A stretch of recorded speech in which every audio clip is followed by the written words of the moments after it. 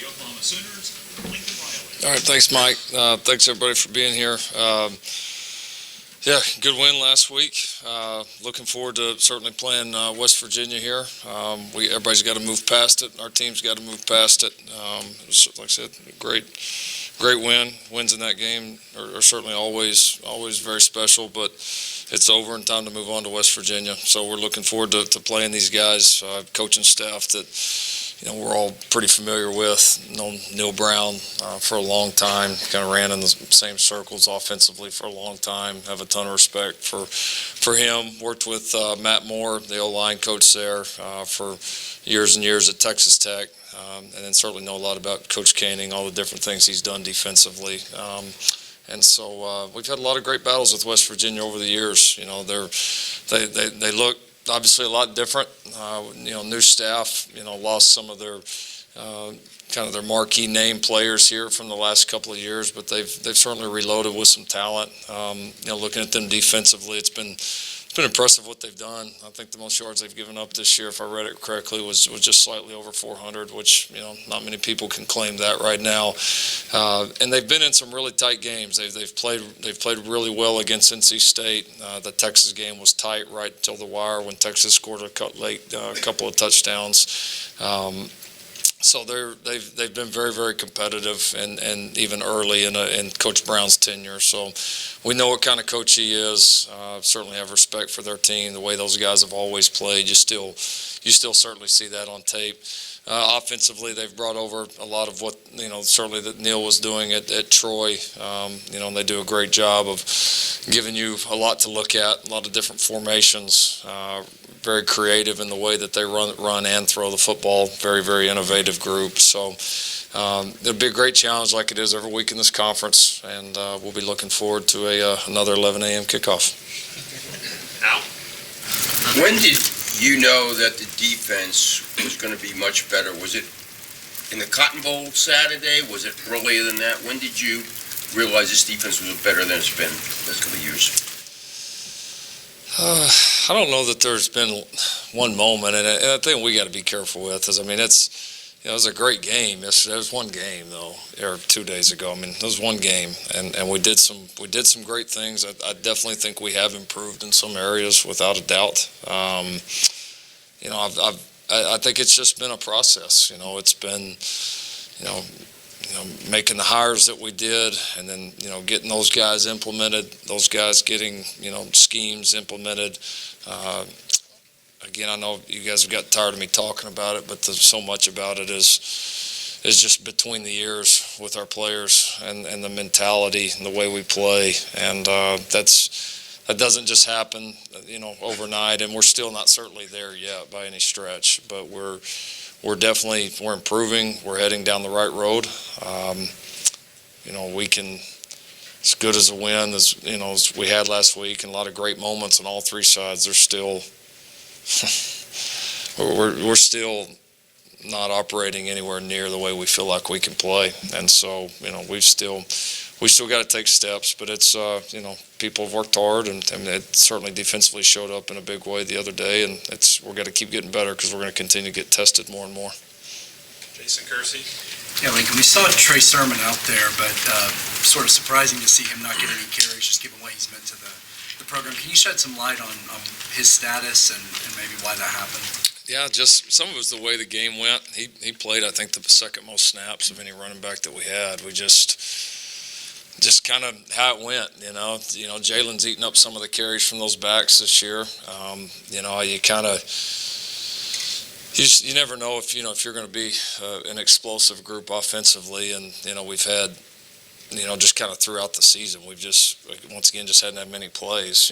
Most of it for good reasons, and so yeah, and then it's a competitive backfield right now. It's probably we've had other very talented backfields, in the last several years here, but I don't know that we've had one with as much depth as we currently have right now. And getting TJ Pledger back was great. That was a little bit earlier than we anticipated. So, having him back the last few weeks has been great. Obviously, the emergence of Ramondre has been a factor.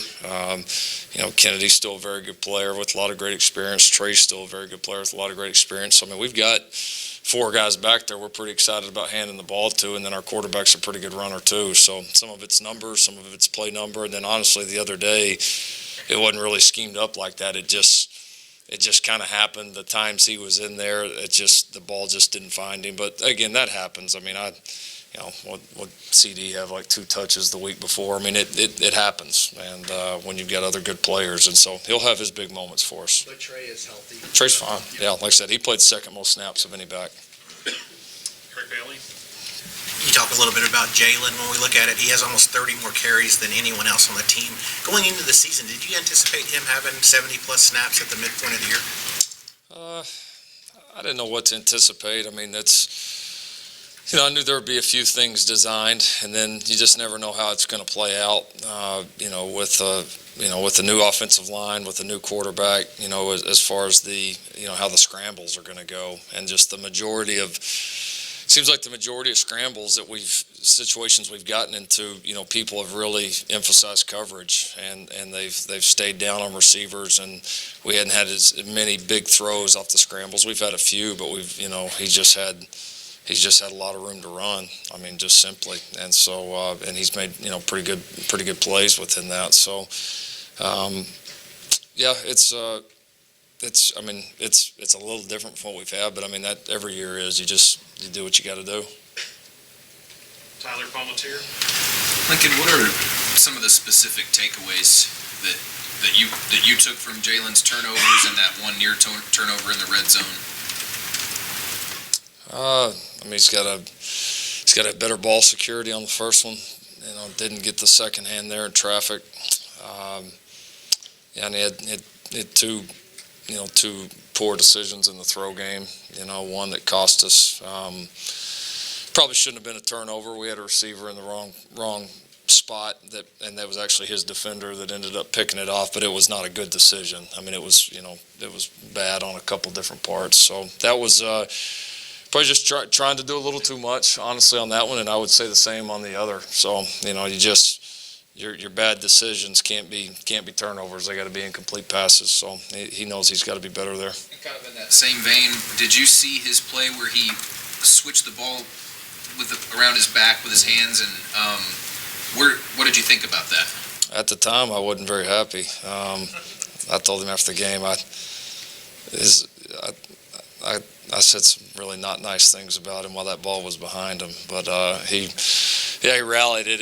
I think it was just kind of instinct, and that the guy got up on him quick, and it honestly probably saved him fumbling it, as crazy as it sounds. I mean, he ended up making a great play, but not something we want to see a whole lot of in the future. Is that the football equivalent of, like in basketball, don't go behind your back unless you make it work? Like at the time you're mad at him, but if he makes it work, you're like, the guy just made a play? I mean, I'm happy he made the play, but, that's percentage-wise, we're not playing the percentages there, so we got to do a little better. Gary Nevig. I was going to ask you, Lincoln, about Roy Manning, guy who I think introduced himself as much as anything with his hype videos on social media as you guys were getting into camp and everything like that. People, I think, latched on to his mentality, and I know that's big for you in terms of what's different about your defense. But can you tell me what else he has brought to you guys from a coaching standpoint, and how much he's meant to the corners and their play? Yeah, he's done a nice job with those guys. It's been that group probably as more than any group, defensively needed an overhaul, and we've done it there with limited bodies a little bit, and he's done a good job, trying to get the most out of those kids, and I think they've responded. That group's responded. A lot of those guys are playing the best that they've played for us in a sustained period, and he brought a lot. I mean, I think the experience with not only Coach Grinch's system, but also he already came in knowing the mentality we wanted to instill in these guys. It's not like we had to teach it to a new coach and then he teach it to his players. It's as much about the mentality he's instilled and helped instill as it is the scheme and the fundamentals and all of that. So he's done a good job holding those guys accountable, and brings a consistent energy and passion for it day in and day out, and certainly has a great feel for what we're doing. Ryan Aber. Lincoln, forcing turnovers was such a point of emphasis once Alex got here in the offseason. How much concern is there right now that those haven't come, and maybe confidence that those will come moving forward? Yeah. What do y'all need to do differently? No, it is. It's a couple games now we haven't had one, and we created a lot of havoc, the other day, and that's, a lot of times when you do that, you're going to force a quarterback into bad decisions. Now, we didn't force Ellinger into too many bad decisions, but we did force him to hang on to the ball and ended up sacking him a lot. So I think there was a lot more disruption the other day. It was kind of more maybe in tune with how we would like to have it each and every week. And I think you keep forcing that kind of disruption, I think turnovers are going to come. But we've got to, certainly, strips, getting the ball out, creating fumbles, loose balls, all that, tip balls. We got to do a better job. I mean, we do. I mean, I'm confident if we continue to create havoc like we did the other day, that we will. But at the end of the day, you either do it or you don't, and we got to get more. Brandon Drum. Yeah, Lincoln, to your point about the turnovers and talking about the sacks, can you kind of put into what you all think, kind of how many sacks kind of can accumulate into what equals a turnover in your mind? I know they're not the same thing. Yeah, I get what you're saying. I mean, it's hard to do that. I mean, the sacks have a huge impact on the game. I mean, there's no question about it. I mean, some of those sacks, lead to, maybe a series where, say they got 7 yards on a play and they got 6 yards on a play, but then they also lost 9 yards on a sack. It turns into a turnover in a way. I don't know. We don't have some metric to feel that. So, I mean, at this point we didn't get turnovers, but obviously getting as many sacks as we did was well above what you would expect. Can you kind of quantify just how far this defensive front's come since Grinch has showed up? Because just the pressure that they've just, I guess, done since the start of the season it seems like it's gone up each and every week. Yeah, it's been a good combination. I mean, we've got some old guys that have really bought into what we're doing. We have some young, exciting players that are continuing to make plays in games and get better themselves, and then combining that with a new scheme that makes these guys, lets them play very aggressively, and we do. And so it's been a lot of fun to see. Our players have enjoyed it. I mean, I know our recruits have enjoyed it. And every D lineman in the world likes to have a chance to make plays, and our guys are getting a lot of chances, and they're taking advantage of them. Jay Tail. Lincoln, the 2 turnovers would undo a lot of quarterbacks, and they wouldn't come back and play well. Jalen kept his cool and actually had a pretty good second half. Talk about his poise, and did that impress you a little bit? How he kept everything together? Yeah, he did a good job with it. I mean, like I would have expected, but he did. His poise was outstanding. He knew he gave away a couple of opportunities, but he also knew at the same time that we were playing well, and so did a good job kind of hanging there, staying focused, trusting the guys, and then, like you said, he played extremely well the second half. John Hoover. Lincoln, on Jalen's turnovers, he's been just exceptional all season, but the last couple of games he's been a little bit loose with the football. The screen pass at Kansas, for instance, or the dump down, I guess. Is that like a red flag that's arising for you? Is that something you want to coach out of him, or do you at some point just check that off as a guy who's ultra competitive and wants to make a play?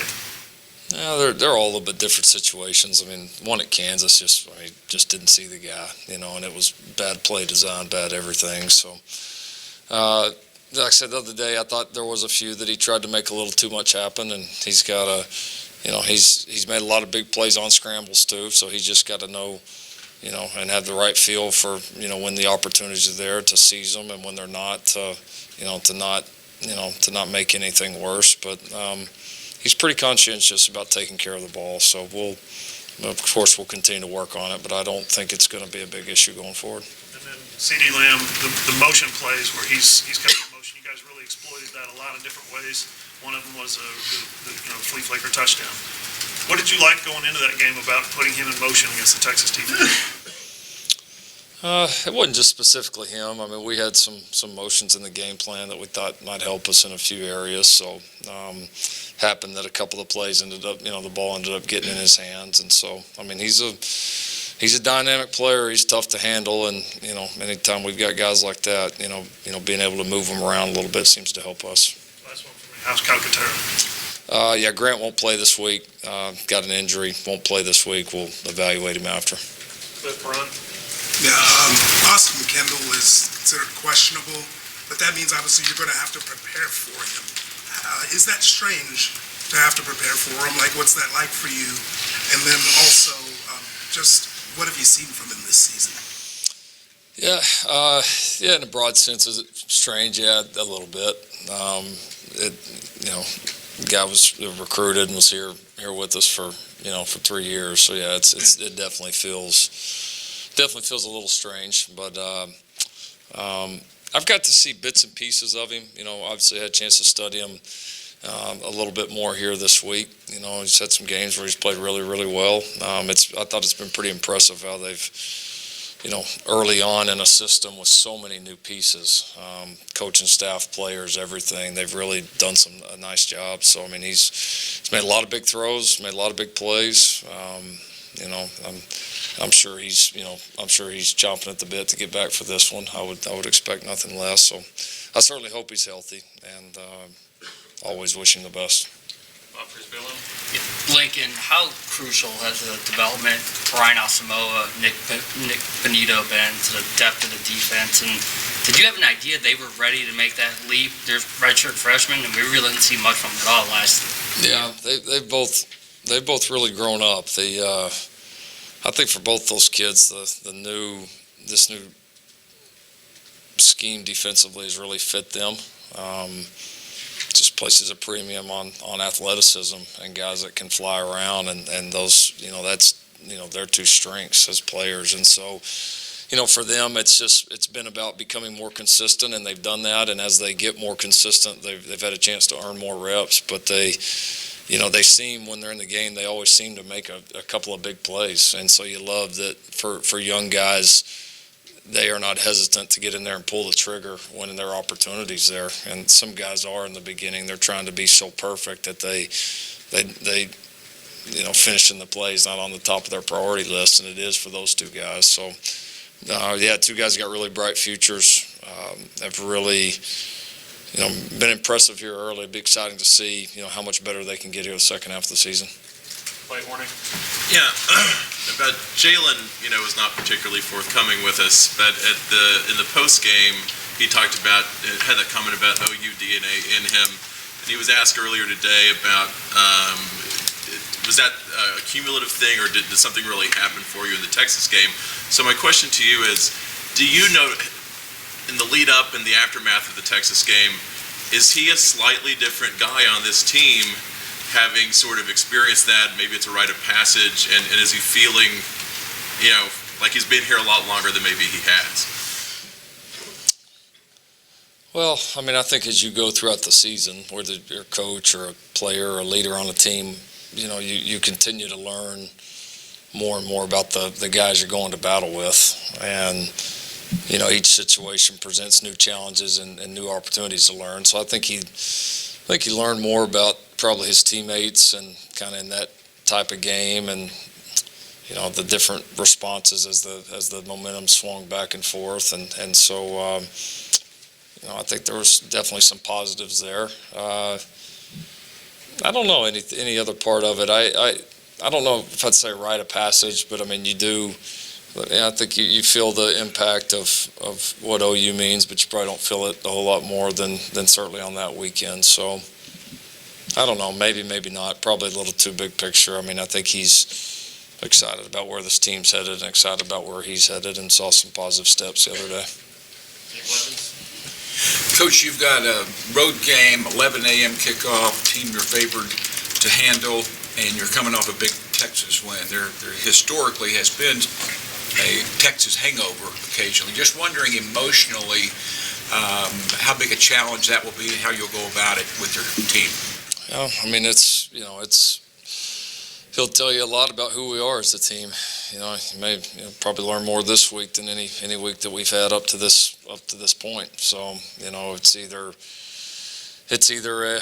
we've just did it one game just because we were playing playing Texas, or we are we really trying to make a difference here for the rest of the season? Because we did some things from a preparation standpoint, just overall, collectively as a team, that was better than we've done all year. And, if we do that, we'll keep making the improvements that we need to make. And so that'll be our challenge. They're going to get coached hard this week. We need to continue to improve. Again, despite probably what the outside world wants to say, there's a million things that have to get fixed quickly here in the second half of the season. So, there's still got to be a big sense of urgency there. So, that's going to tell you a lot about this team. The coaches, leaders, everybody on the team's going to have to step up and get it done. Terry Murdoch. Lincoln, Jalen was asked what he thought about the message that Mike McPhee delivered to them at the coin toss. We all heard it because it was over the microphone. I'm just curious how you felt about that situation, because I think a lot of people felt it was strange that he would address the teams that way over a microphone. I thought it was fine. They've always done a great job. That crew's always been excellent. He told us, before the game, they were going to really try to nip anything in the bud early so the game could be about the game and not have a lot of antics, which I was all for. Probably, we both hit the punt, of course, right at the same time. We're going to have to get with Texas next time and schedule our warm-ups a little differently. But, so both groups end up rushing together. What do you think is going to happen? Just kind of one of those things that happened a little bit. They made the decision to give everybody a personal foul, which I was fine with. And, he doesn't get a chance really to talk to the other teams or really even the other coaches after that.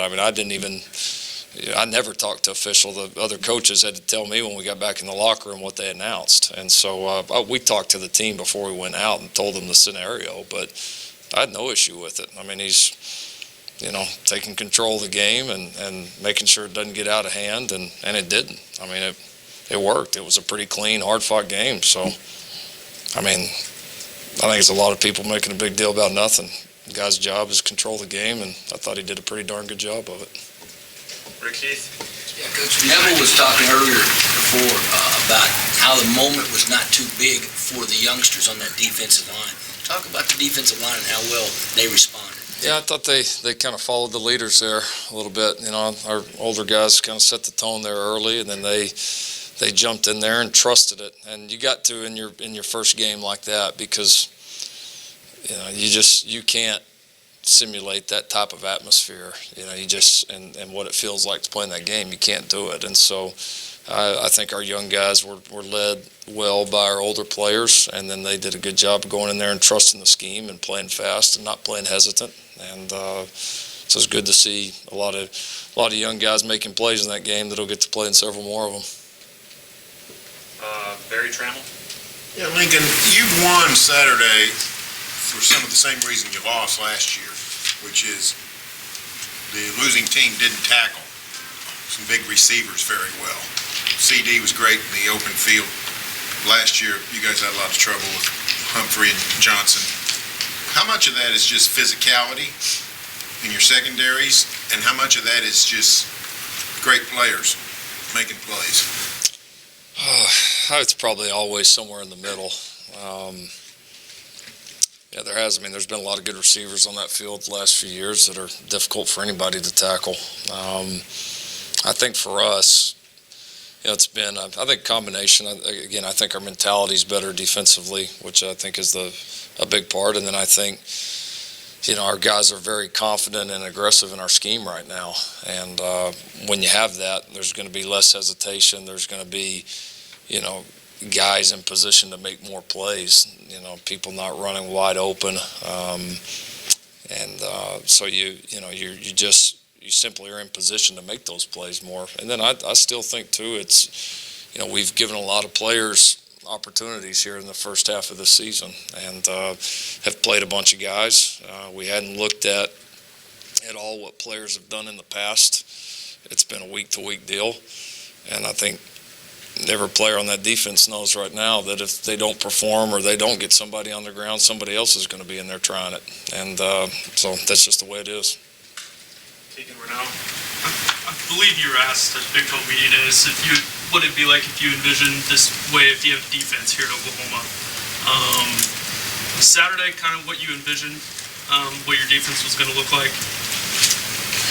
It's so big picture. I mean, it's one game, you know. I mean, I'm very excited about the progress. I mean, no doubt about it. But I mean, guys, we're so far away from playing how good that we think we can play. I mean, it's just, I don't want to be a downer. I mean, there's a lot of huge positives, no question about it. And I think we're on track, and I think that's probably the best way to describe it. We are on track. We are not by any means there. I mean, we can't even see there yet. And so we got to stay on the right track, and we got to fight to do that. So I'm encouraged, but I think all our other coaches, all other players have got to be, yes, encouraged, but also motivated to get to where we think we can be. And does it give you more confidence, though, to go on the recruiting trail now, putting a game like that on tape? Well, some of the things we've been able to do defensively here the first half of the year, it gives some credibility to what we had talked about with these recruits when we brought these new coaches and new system in. We felt like there were going to be some positive results, and they've been able to see the style we're going to play, how we're going to play schematically, how they would fit in, and they see how our guys are playing too. So that I'll concede with you there. That has been a positive. Jason Kersey. Lincoln, you've talked a lot about the importance of between their ears in terms of the defensive guys and their mindset. What has changed about the way you have to motivate players since you've been in coaching, and what has made Alex so good at that? What has changed? Yeah, I'll say everything. A lot's changed just in my short time. Just simply what you can do with players now to motivate them is so much more limited than what it used to be. I mean, you talk about time rules have drastically changed, which has had a huge impact on that. Just the way that you can, let's say that punish is not the right word, but the way that you could discipline a player has radically changed. Not that it was anything egregious before, but I mean, we all know the world and environment we live in now with that. And then I think players have changed some. I mean, big picture, the world of social media, all the outside opinions. I mean, there's some differences. I think to me it's finding a balance of, the core values in your program that you, and the core beliefs and the core points of motivation and goals that are the same for everybody all the time, and there's no exceptions. And then also I think understanding that each player is his own person too, and you've got to get to know them, and how you handle player A may not be the best thing for player B all the time. And so we try to stick to our core beliefs and goals, but also have an understanding that there's an individual component to it too. And Alex, what was the second part of it? What does Alex do well in terms of motivating? He seems to have really gotten these guys to play. Yeah, no, he's got a good demeanor about him. He's very consistent. I think it's they're not just going to hear a message just because you're playing a big game or just because this is game day. He's been very consistent and confident about his approach since the day he walked in the door. And it's a guy that had a plan and knew what he wanted to do, and that's what I felt when I first started talking to him, and it hasn't been any different. Okay, we've got time for one more. Kerry Murdoch. Noticed that Robert Barnes wasn't dressed out. Is there any talk about a potential red shirt for him this season, and do you expect Ely and Swinson to kind of be back to day this week? Yeah, Robert is a potential red shirt. We'll kind of see how this thing unfolds. Probably going to be one of those week-to-week things for us. But he's played in a couple here, but it's one something he's considering doing right now. So we'll kind of play that by ear as we go along. Ely and Swinson doing pretty well after the game. They're still not 100%. We're going to do our best to get them as close as we can, and anticipate being able to work them a little bit more this week.